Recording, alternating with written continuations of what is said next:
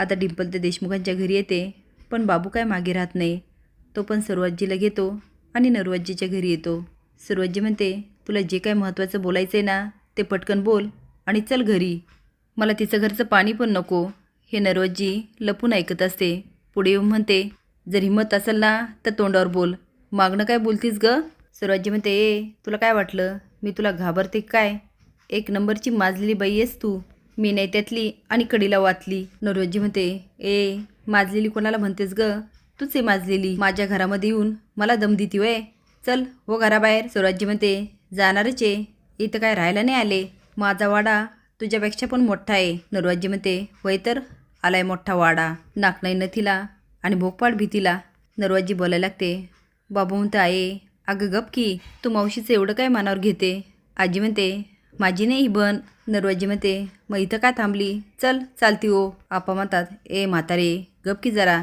ती चिवड्या यांना पहिले हाकलून दे. फुला म्हणते, आत्या अहो तुमची बहन आहे ना, असं का बोलताय? ते फुले तू गप ग. रंजी म्हणते, बाई या बहिणी आहे की मांजरी, नुसत्याच भांडतायत. अशा बहिणी मी पहिल्यांदाच बघते. सुद्या लाली बघत उभा असतात. ऋतिक आणि हौसा म्हणत असतात, अजून अजून भांडा. ऋतिक म्हणत असतो, हा तू. आता दुसरी बोलली का तो तिला म्हणतो, हा तू. आता दोघींच्या भांडणाला सगळेजण एवढे किट होतात की तेवढ्यात लालीचं लक्ष जातं की डिंपल आणि गोपाळ गायब आहे. ती मनात म्हणते, हे गेलं कुठं? त्या त्यांचा फायदा घेते आणि बाहेर पडते. तर डिंपी देवीसिंगचा पाठलाग करते आणि म्हणते, डॉक्टर तुम्हाला कळलंच असेल मी काय काय करू शकते.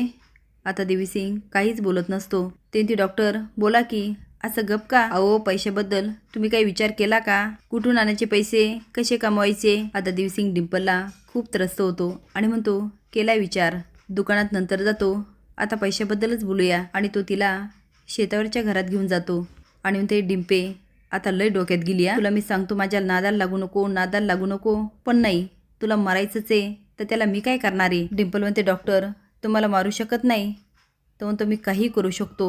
मी कोण आहे? देवीसिंग. देवीसिंग आहे. लाली दोघांना जाताना बघते, मनात म्हणते, ह्यांनी तिला तिकडं का नेलं? नात्याने तर ही बहीण लागते, पण असं वाटत नाही, नक्कीच काहीतरी गोंधळ आहे. ही डिंपी अचानक येते काय, नातं सांगते काय? आता लालीला संशय येतो आणि ती डिंपल आणि देवीसिंगचा पाठलाग करते. यामधून तुम्ही कोणाच्या बाजूला आहे, देवीसिंग, डिंपल की लाली? हे कमेंट बॉक्समध्ये नक्की सांगा. नवीन अपडेट जाण्यासाठी लाईक आणि सबस्क्राईब करा. धन्यवाद.